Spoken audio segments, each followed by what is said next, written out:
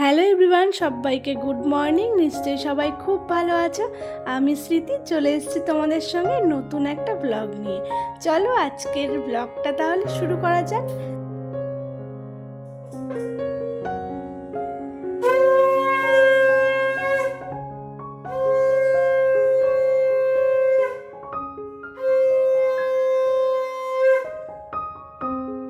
আজ কিন্তু শ্রাবণ মাসের শেষ সোমবার, তাই প্রত্যেক সোমবারের মতো আজকেও সকাল সকাল স্নান সেরে ঘরের ঠাকুরকে পুজো করে সব কিছু কিন্তু একদম রেডি করে নিয়েছি।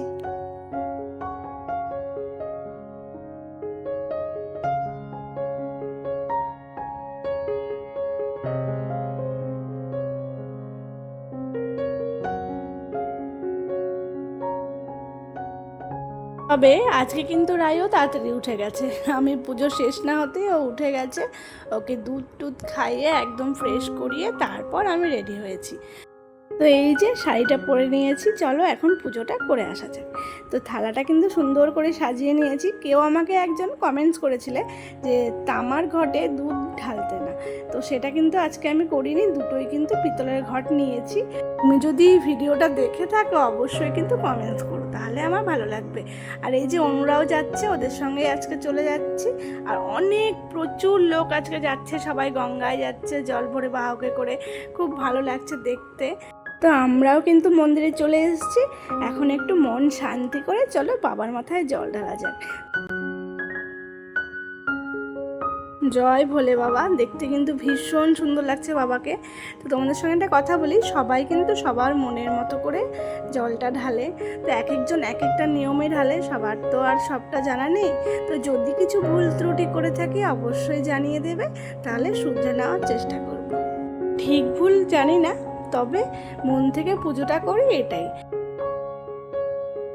জায়গা বিশেষে একটু আচার নিয়মগুলো কিন্তু বদলে যায়। যেমন এই দেখো না, আমি কিন্তু নর্থ বেঙ্গলের মেয়ে, আমার বিয়ে হয়েছে মুর্শিদাবাদে। এখানে এসে পুজো নিয়ম আচার অনেকটাই বদলে গেছে। তবে মন থেকে ভগবানকে চাইলে, তুমি ডাকলে নিশ্চয়ই সে তোমার ডাকে কিন্তু সাড়া দেবে। তো অনেক কথা বলে ফেললাম, চলো গল্প করতে করতে তো আমার পুজো হয়ে গেছে। এখন বাড়ির পথে রওনা হই। তো এই যে আমাদের মন্দির, দুর্গা মন্দির, তোমাদের সঙ্গে আগেও শেয়ার করেছি। যেহেতু দুর্গা মন্দির খুব সামনেই, সেই জন্য খুব ভালো লাগে পূজা দেখতে। তো বাড়ি চলে এসেছি, আর রাই আমাকে কোলে না আসার সঙ্গে সঙ্গেই বলছে, তুমি কোথায় গেছিলে মা?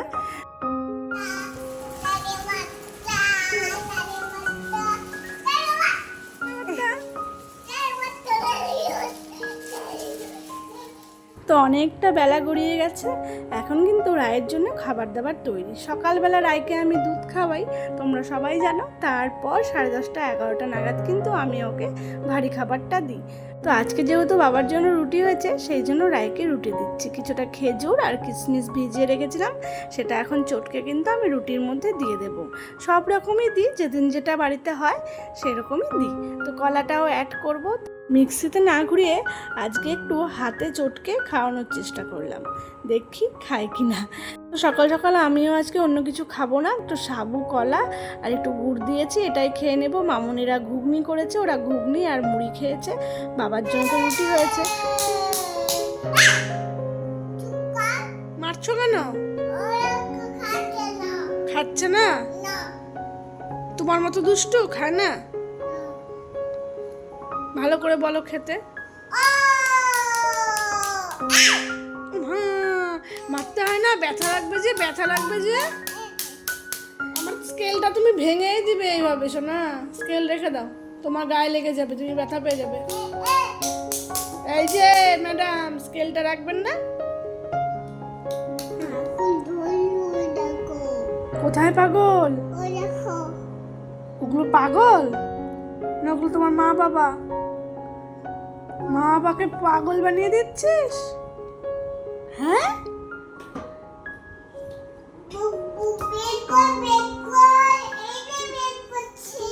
হ্যাঁ ভাইকে আর মেরো না, আর মেরো না, ভাই রান্না করবে, আর মেরো না শোনা যে।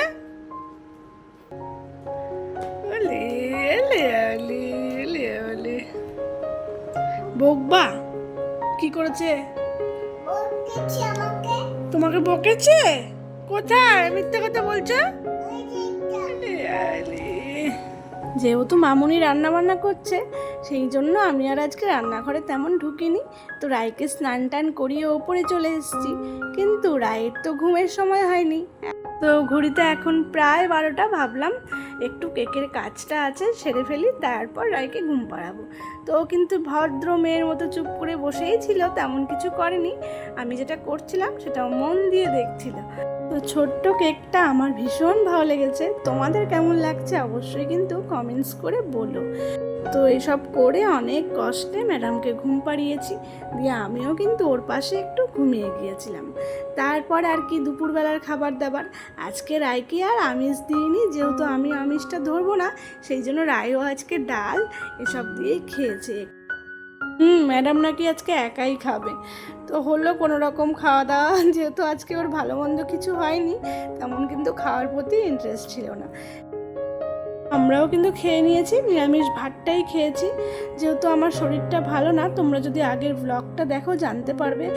ভীষণ কড়া কড়া ওষুধ খাচ্ছি, আমার তো প্রচণ্ড শরীর খারাপ লাগছে ওগুলো খেয়ে। তো না ভাত খেলে থাকতে পারবো না, না হলে ইচ্ছে ছিল আজকে যেহেতু জল ঢেলেছি একটু হয়তো আতপ চালের ভাত খাবো, বা একটু সাবু খেয়ে সারাটা দিন ফল খেয়েই থাকবো, সেটা আর হলো না। তো এই যে ফলগুলো কেটে নিচ্ছি, অমিতকেও দেবো কিছুটা। আর রায় দেখেছো আজকে কত গুড গার্ল হয়েছে। আমি কিন্তু মাঝে মাঝে ফ্রুট জুস না বের করে এমনি কিন্তু এইভাবে কেটে কেটে রায়কে দেওয়ার চেষ্টা করি। এইরকম করে খেলে বাচ্চাদের কিন্তু অনেকটা পুষ্টি বেশি হবে। মাঝে কিন্তু রায় এইভাবে ফল খেত, কিন্তু কিছুদিন ধরে ফলই খাচ্ছে না, সেই জন্য আমি জুস করেই বেশি দেওয়ার চেষ্টা করছিলাম। তো আজ আবার দিয়েছি। ফিনিশ করো। হ্যাঁ, বড় হয়ে গেছে না, একটু ছোট করে দিতে হতো।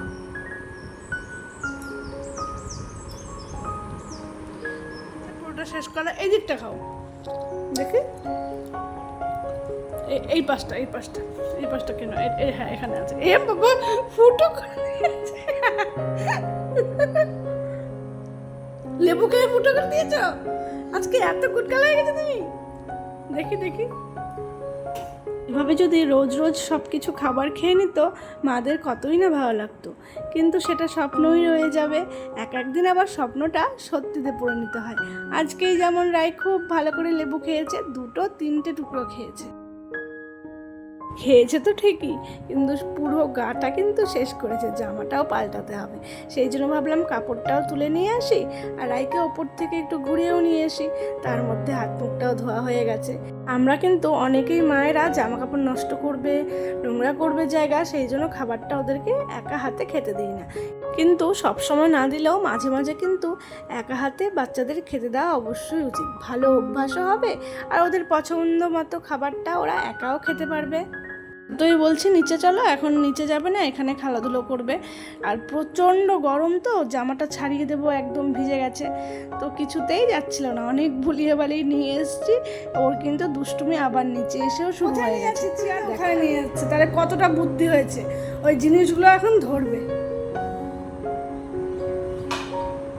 মামা এই যে এখন এই ফ্ল্যাগগুলো নিয়ে টানাটানি, দুদিন আগেই বের করেছি, সামনেই যেহেতু 15ই আগস্ট, আর আমি কিন্তু ফ্ল্যাগগুলো যত্ন করে রেখে দিই, তাহলে কিন্তু ফ্ল্যাগগুলো এখানে ওখানে পড়েও থাকবে না, আর আমাদের বারবার কিনতেও হবে না। যা যা দেখেছে এখন দাও মা, আমাকে এটা দাও, ওটা দাও, এটা পরিয়ে দাও, এটা কি ওটা কি। আমি ঠিক আছে বস, তাহলে ভালো করে বস চুপচাপ, এই বলে আমি ওকে সব ফ্রেশ করালাম, চুল টুল বাঁধালাম। না হলে তো মানে যা করছিল দুষ্টুমি, কোনো কিছু আমার কথা পাত্তাই দিচ্ছিল না। তো এইগুলো দেখিয়েই সব কিছু করালাম। মনে হয় এই ভিডিওটা যেতে যেতে 15ই আগস্ট হয়েই যাবে। তো তোমাদের সকলকে স্বাধীনতা দিবসের আগাম শুভেচ্ছা জানিয়ে রাখলাম।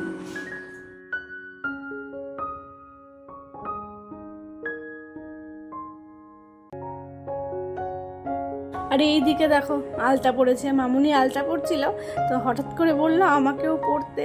তো অনেক দিন পর আমিও পড়েছি, তার বেলায় রায়কে আর ছাড়বে, তো পড়ে নিয়েছে। এরপরে আর কি খেলার সাথে চলে এসেছে। রায়, অনু কি রান্না করছিস?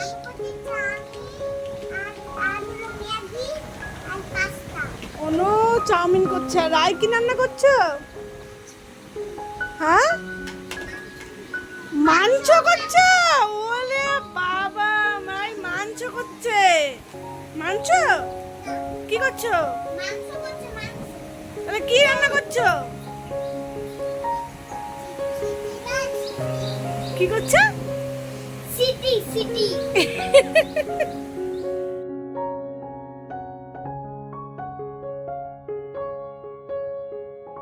চামচ দাও তো, চামচ দাও। হ্যাঁ, রান্না করছে অনু।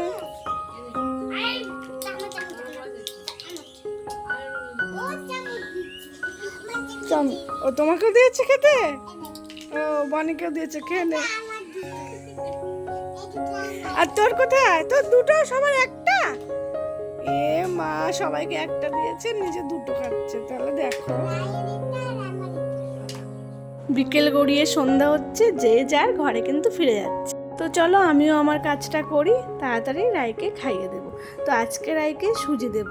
তো সুজিটা একদমই হালকা ভেজে আমি কিন্তু নর্মাল জল দিই, দুধ দিয়ে আমি সুজি রাইকে খাওয়াই না, যেহেতু রাই এমনি এমনি দুধটা খায়। আর এই যে চিনির বদলে কিন্তু আমি গুঁড়ো গুড়টা দিয়েছি। এই পাউডার গুড়টা ভীষণ ভালো, খেতেও ভালো লাগছে, আমিও কিন্তু ট্রাই করছি। তো রাইয়ের খাবারটা কিন্তু একদম রেডি, ঠান্ডা হলেই রাইকে খাইয়ে দেবো। এই যে এই রকমটা করি, খুব একটা পাতলাও না আর খুব ভারীও না। রায়ের খাবারটা ঠান্ডা হোক, আর এইদিকে আমিও খাবারটা খেয়ে নেব।